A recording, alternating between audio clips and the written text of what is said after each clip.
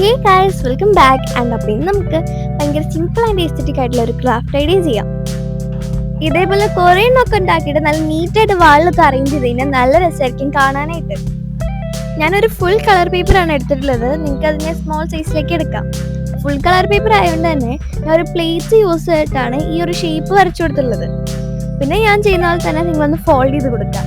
ഭയങ്കര സിമ്പിളാണ് ഉണ്ടാക്കാനായിട്ട്. എന്തായാലും ഒന്ന് ട്രൈ ചെയ്ത് നോക്ക്, നിങ്ങൾക്ക് നല്ലോണം ഇഷ്ടപ്പെടും. ആൻഡ് ഓൾസോ നിങ്ങൾക്ക് ഇന്നത്തെ ക്രാഫ്റ്റ് വീഡിയോ ഇഷ്ടപ്പെട്ടത് എന്തായാലും കമൻസിൽ പറയാം. നിങ്ങൾക്ക് എന്തെങ്കിലും സജഷൻസ് ഉണ്ടെങ്കിൽ അതും പറയാം. ചാനൽ ഫസ്റ്റ് ടൈം കാണുന്നവരാണെങ്കിൽ എന്തായാലും ചെക്കൗട്ട് ചെയ്ത് നോക്കണം.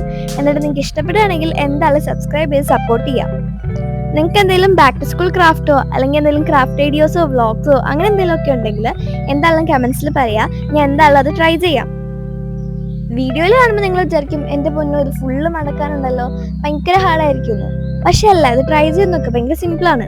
ഫസ്റ്റ് ഞാൻ ഇതേക്കൂട്ട് സ്റ്റിക്ക് ഗ്ലൂ യൂസ് ചെയ്തിട്ടായിരുന്നു സ്റ്റിക്ക് ചെയ്തിട്ടുണ്ടായിരുന്നത്.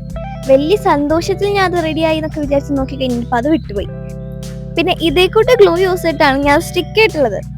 എന്നാലും എനിക്കത് ഭയങ്കര ഇഷ്ടമായി, കാരണം ഭയങ്കര സിമ്പിളാണ് ഉണ്ടാക്കാനായിട്ട്, എന്നോട് നല്ല ഭംഗിയാണ് കാണാനായിട്ടും. സോ ഫൈനൽ റിസൾട്ട്സ് കണ്ടിട്ട് നിങ്ങൾക്ക് ഇഷ്ടപ്പെട്ടത് എന്തായാലും പറയാം.